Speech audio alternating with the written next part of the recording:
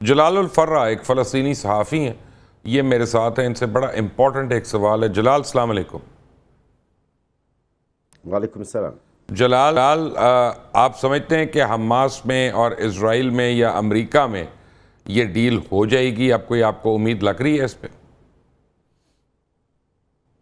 جی بہت شکریہ مبشر صاحب۔ دیکھیں، سب سے پہلے میں یہاں سے شروع کرنا چاہتا ہوں، یہ جو شروع میں 21 نکات بر مبنی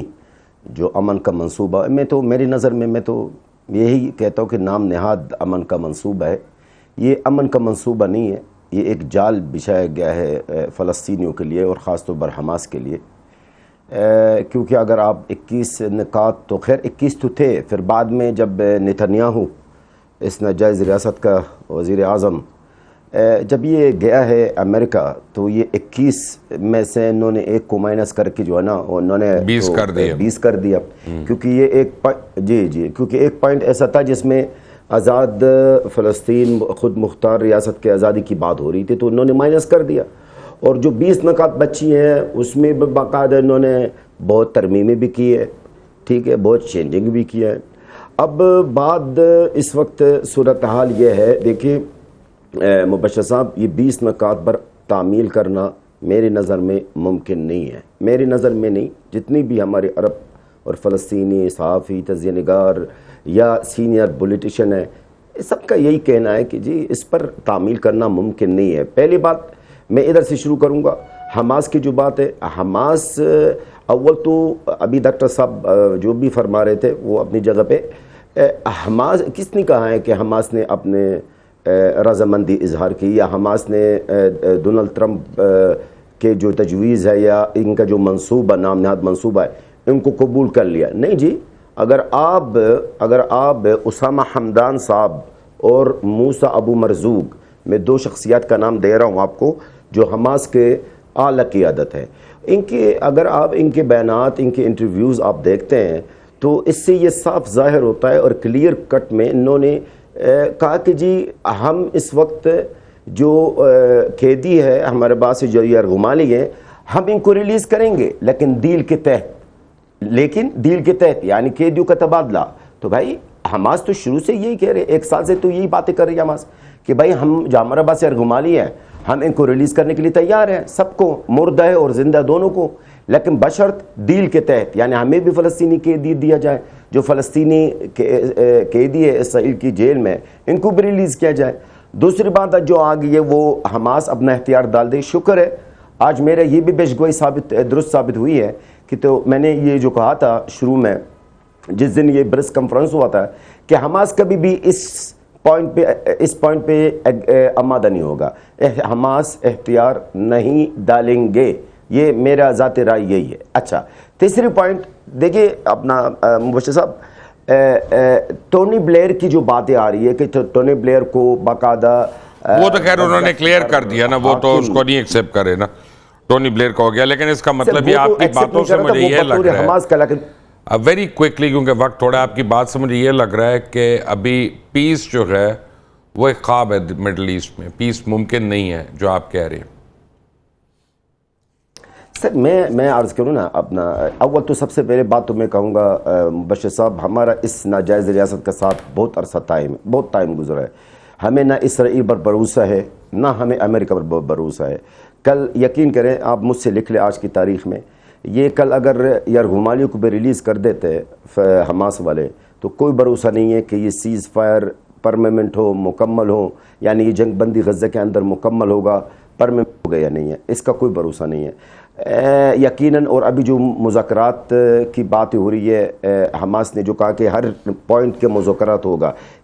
جس پوائنٹ کا تعلق ہم سے ہیں ہم اس پر مذاکرات کریں گے، جیسے یرغمالی ہے وغیرہ وہ چیزیں، میں سمجھ گیا، ٹھیک ہے۔ لیکن میں آج آپ کو ابھی سے بتا دوں، آپ کو اسرائیل کوئی نہ کوئی بہانہ کر کے رکاوٹ ڈالیں گے، اور آپ کو ایک آخری ثبوت دیتا ہوں۔ کل جب ٹرمپ نے اسرائیل سے مطالبہ کیا تھا کہ آپ فی الحال اپنے آپریشن روک دے غزہ کے اندر ہے، کل سے لے کر اب تک کتنے لوگ شہید ہوئے ہیں جب سے یہ ٹرمپ نے بیان دیا تھا، مطالبہ کیا تھا؟ 50 سے اوپر ہے سر، 50 سے اوپر شہادت ہوئی ہے۔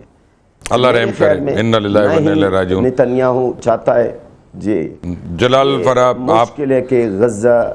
جی thank you very much for being with us. आप जलाल उल फरा साहब की बात सुन रहे थे, फ़लस्तीनी थी, उनको कुछ ज़्यादा उम्मीद नहीं है, लेकिन हिंदुस्तान दोबारा पर तोल रहा है पाकिस्तान पे एक बार फिर हमला करने के लिए। पूरे हिंदुस्तान के अंदर जो है वो वॉर मशीनरी तैयार है, मीडिया जो है वो गर्म है, लोगों को गरमाया जा रहा है। सिविल डिफेंस की एक्सरसाइजेज वहाँ पे दोबारा से शुरू हो गई हैं स्कूल्स के अंदर, बॉर्डर के इलाकों में, और इस बारी वो कोई नए फितरे के साथ आना चाह रहे हैं और वो चाह रहे हैं कि इतनी शिद्दत वाली जंग की जाए कि कोई रुकवाने बीच में पहले 10-15 दिन आ ही ना सके। क्या होगा, क्या ये जंग हो सकेगी या नहीं, और अगर ये होती है तो फिर क्या होगा। मुझे ज्वाइन किया है जनाब अवैस हमीद भट्ट ने, डायरेक्टर न्यूज़ हैं 365 के, और मुझे ज्वाइन कर रहे हैं समवेयर फ्रॉम द मोटरवे जनाब नईम हनीफ का, बड़े मिशन के लिए गए हुए थे और लगता है कि इनका मिशन कामयाब हुआ है। गाड़ी की सीट जो है वो काफ़ी भरी हुई लग रही है मुझे, बट एनीवे आप दोनों का वेलकम। और नईम हनीफ साहब, राजनाथ सिंह और इंडियन आर्मी चीफ और एयर चीफ जो है वो आपको नहीं हंसता देखना चाह रहे, और वो धमकियों वाले उन्होंने बयानात देने शुरू कर दिए हैं पब्लिक के अंदर, बड़ी खौफनाक धमकियाँ हैं और घटिया किस्म की। तो आज DG ISPR का बड़ा स्ट्रॉन्ग रिबटल आया, और DG ISPR ने सिर्फ आप समझे कि थप्पड़ मारा है उनके मुंह पे और कहा है कि अपनी औकात में रहो, हम अपने मुल्क का दिफा कर सकते हैं, और पहले भी किया है, तुम भूल गए हो, और जितने तुम्हारे जहाज़ गिराए, जितना तुम्हारा हाल किया, तो अब तुम्हें याद करा देंगे। लेकिन उन्होंने ये भी कहा कि ये जंग हौलनाक हो सकती है। नईम हनीफ, क्या आपको लग रहा है कि दोबारा खित्ते में जंग के शोले भड़काने वाले? सर, ये खबरें आप ही तकरीबन 2-3 माह से दे रहे थे, और उस पे एक तो ये है कि जाहिर है कि अक्टूबर का आगाज हो गया है और 1 माह रह गया है हरियाणा के जो है वो इंतखाबात में, बिहार के दूसरी बात यह है कि DG ISPR की मुझे वो जुमला आज तक याद है, जो मई में उन्होंने एक प्रेस कॉन्फ्रेंस की थी जिसमें पहलगाम का इल्जाम लगाया जा रहा था बेबुनियाद। तो उन्होंने कहा था कि जब हम कुछ करेंगे तो फिर जो है ना, आपको नहीं बताना पड़ेगा, फिर दुनिया बताएगी कि हमने कुछ किया है। तो अब यह है कि बिहार के इंतखाब से पहले वो आपने भी हमेशा बात की, और एक जाहिर है कि पैनिक सूरत हाल वहां पे चल रही है, जो सऊदी अरेबिया के साथ दिफाई मुआहिदा, और सबसे बड़ी जो इस वक्त छेड़ है नरेंद्र मोदी की, राजनाथ की, वो डोनाल्ड ट्रंप है। डोनाल्ड ट्रंप उनको 10 में ही भूलने नहीं दे रहे। कम अज कम जो है वो उन्होंने 50 मुकम्मल कर लिया, 52 से 54 मरतबा उन्होंने क्रेडिट दिया है मुख्तलिफ तकारीब में, मुख्तलिफ प्रेस कॉन्फ्रेंस में, और वो ग्रेट लीडर कहते हैं शहबाज शरीफ को, और वो ग्रेट फील्ड मार्शल कहते हैं जनरल सैयद आसिम मुनीर को। तो ये सारी सूरत हाल में एक सफारती महाज पर भी जो है वो बड़ी एक सुबकी का सामना है भारत को, नरेंद्र मोदी को, राजनाथ को। तो अब ये है कि मैं चूंकि इस्लामाबाद से आया हूँ, कुछ मुलाकातें भी हुई हैं, तो अल्हम्दुलिल्लाह भरपूर तैयारी है हर लिहाज से। 10 मई से बड़ा जवाब जो है वो देने की तैयारी है। ये करके देख लें ये एडवेंचर भी, और